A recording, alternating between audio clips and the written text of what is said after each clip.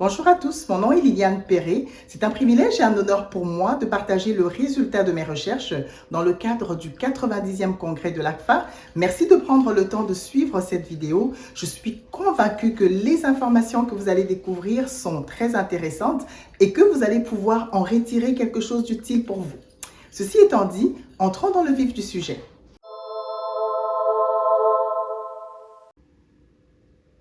Au fil des années, il a été constaté dans le domaine de la gestion des ressources humaines que oui, le contenu des pratiques RH est important, mais la manière de les livrer est tout aussi importante.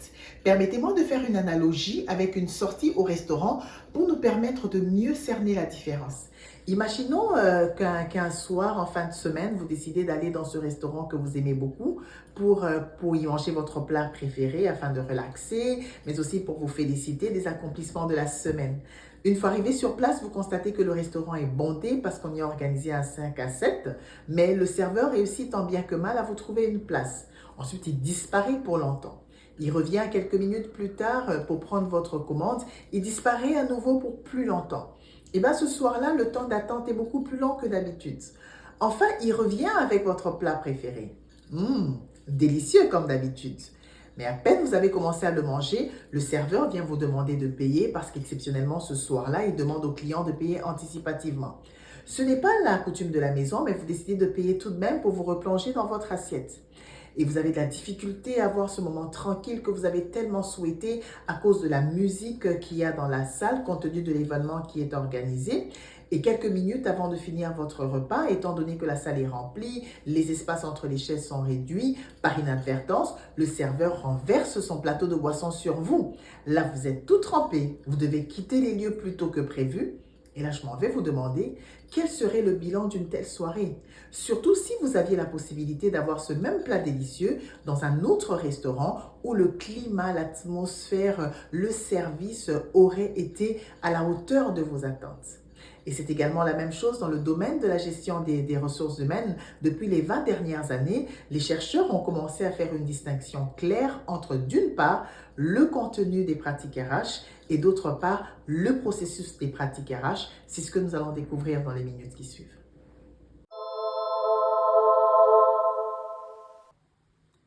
Dans la recherche en gestion des ressources humaines, on constate que deux visions se confrontent et se complètent. Premièrement, on a la vision axée sur le contenu, le quoi des pratiques RH. On distingue plusieurs courants dans cette approche, mais le courant dominant, ce sont les pratiques RH hautement performantes. Plus concrètement, il s'agit d'un ensemble de politiques et de pratiques dont se servent les entreprises pour améliorer l'acquisition de leurs employés, leur développement, leur rétention et même l'utilisation de leur capital afin de pouvoir atteindre les objectifs organisationnels. Deuxièmement, on distingue la vision axée sur le processus, le comment des pratiques RH. La vision axée sur le processus prête attention aux facteurs externes des pratiques RH en s'intéressant à la façon dont ces pratiques sont communiquées aux employés et la manière dont elles sont mises en œuvre dans l'organisation. Pour la petite histoire, la vision axée sur le processus, elle tire ses sources des théories de l'attribution dans la psychologie sociale. Ces théories de la psychologie sont influentes au fait dans le domaine de la gestion des ressources humaines parce qu'elles s'intéressent à la façon dont les gens donnent des explications causales aux événements et aux situations et la façon dont ces événements et situations affectent leur jugement.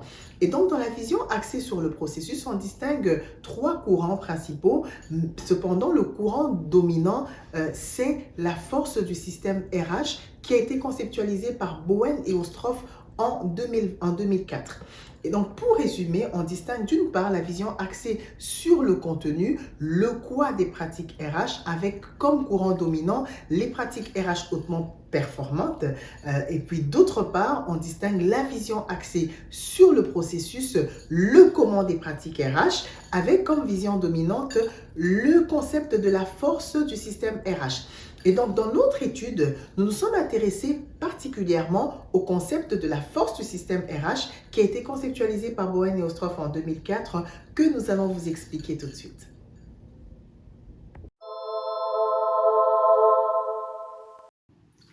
La force du système RH examine les perceptions des individus des caractéristiques des pratiques RH.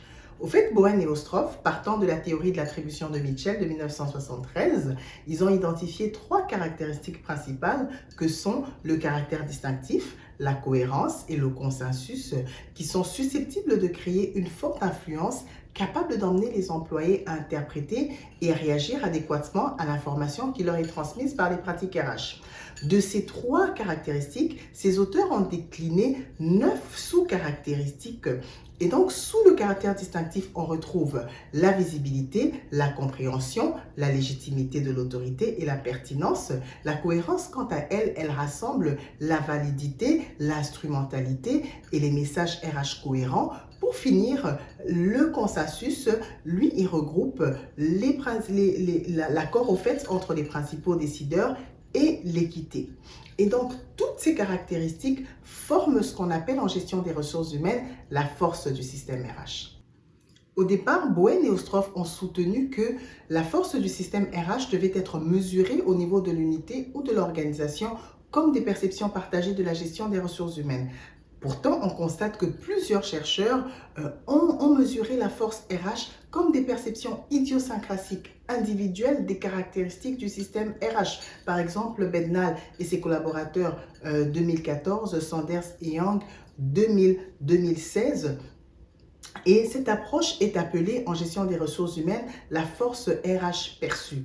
Bowen et Ostroff eux-mêmes ont reconnu la valeur de ce concept de force RH perçue qui est quelque peu différent de leur conceptualisation originale. Ils l'ont même qualifié de concept significatif. Et nous, dans nos recherches, nous nous sommes intéressés à ce concept de force RH perçue parce que nous avons analysé les perceptions des employés, des caractéristiques du système RH au niveau individuel.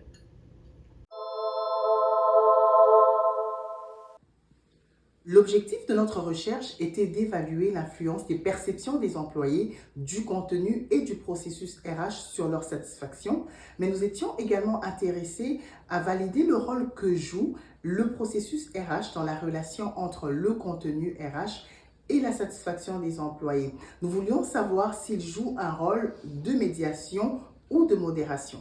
Nos variables de résultats retenues pour cette étude étaient la satisfaction RH et la satisfaction au travail. Ces deux variables diffèrent dans ce sens que la satisfaction au travail est l'état émotionnel et positif qui résulte de l'évaluation qui est faite par un individu de son travail et de ses expériences de travail, tandis que la satisfaction RH implique l'évaluation faite par un individu des divers éléments de la gestion des ressources humaines au sein de son organisation.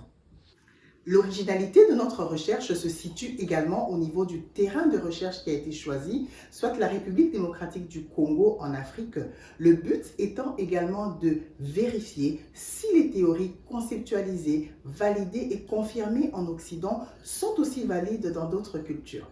Nous avons donc pour cela recueilli les propos de 231 professionnels congolais. Au final, 177 questionnaires ont été retenus et sur ces questionnaires, nous avons effectué des analyses avec les logiciels SPSS et Amos 28. Nous avons effectué des analyses factorielles exploratoires et confirmatoires. Nous avons mesuré la cohérence interne et les analyses de variance ANOVA ont également été effectuées. Et pour finir, pour vérifier nos hypothèses, nous avons eu recours à des régressions multiples que nous avons testées avec la macro process proposée par Haynes 2013 qui s'intègre également dans SPSS. Nous en arrivons donc aux résultats. Dans l'ensemble, nos résultats soutiennent les prémices de la conceptualisation de Bowen et Ostroff quant au lien direct entre la force RH perçue et certains concepts cruciaux en gestion des ressources humaines. Et donc, le lien entre, d'une part, le contenu RH et la satisfaction des employés et d'autre part, le processus RH et la satisfaction des employés ont été confirmés de manière significative. Et donc, ces résultats s'alignent sur la perspective universelle car ils rapportent que les pratiques RH contribuent à la satisfaction des employés. Nous avons également constaté que le processus RH exerce une influence beaucoup plus grande sur les variables de résultats que le contenu des pratiques RH en soi. Et nos résultats nous ont également montré que les visions combinées, soit la vision axée sur le contenu et la vision axée sur le processus, dévoilent une valeur explicative beaucoup plus grande sur la satisfaction RH, soit 57% de valeur R carré ajustée, et sur la satisfaction au travail, soit 30% de valeur ajustée, ce qui vient confirmer la pertinence de la combinaison de ces deux visions, vision axée sur le contenu et vision axée sur le processus, telle que recommandée par Bowen et Ostroff 2004.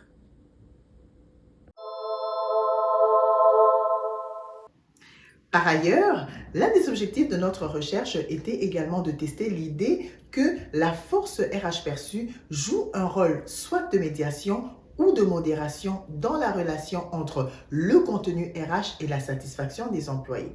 Nos résultats viennent corroborer ceux de l'étude de synthèse récente de Bernal et ses collaborateurs 2022.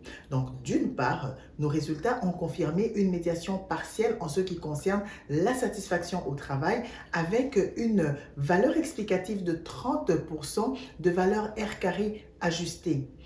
Concrètement, ces résultats veulent dire que le processus RH est un mécanisme efficace par lequel le contenu RH exerce une influence sur la satisfaction au travail des employés grâce à ses propriétés communicationnelles qui viennent faciliter la compréhension et l'acceptation des pratiques RH.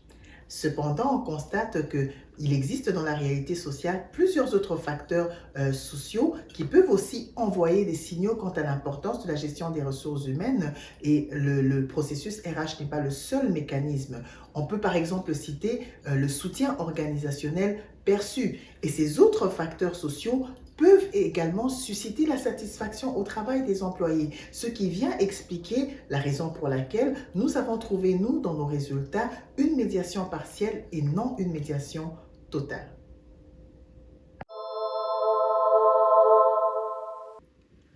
D'autre part, nos résultats ont confirmé le modèle de modération pour ce qui est de la satisfaction RH. La capacité de ce modèle à expliquer la satisfaction RH est de 60%, qui est sa valeur R carré ajustée. Concrètement, ceci nous renseigne que, au fur et à mesure que la force RH augmente, la relation positive entre le contenu RH et la satisfaction RH augmente. Alors, pour résumer ce qui vient d'être dit, d'une part, la manière efficace de livrer les pratiques RH que nous appelons force RH perçue joue un rôle de médiation dans la relation entre le contenu RH et la satisfaction au travail, et cette même force RH perçue joue un rôle de modération dans la relation entre le contenu RH et la satisfaction RH des employés. Comme toute recherche scientifique, notre étude présente quelques limites, entre autres le nombre restreint de participants qui limite la généralisation. Il y a aussi le fait que les analyses ont été faites à un niveau individuel, une approche légèrement différente de la conceptualisation originale de Bowen et Ostroff.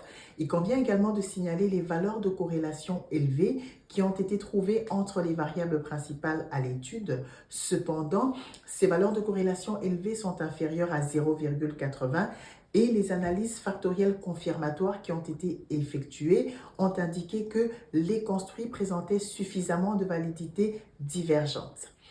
Et alors, on ne peut finir cet exposé sans mentionner les implications pratiques de notre recherche. Au fait, nos résultats indiquent aux dirigeants l'importance de ne pas se concentrer essentiellement sur le contenu des pratiques RH. Parce qu'au-delà même du contenu, c'est la manière de communiquer, de mettre en œuvre et de livrer les pratiques RH, ce que nous appelons la force RH perçue, qui suscitera davantage la satisfaction des employés.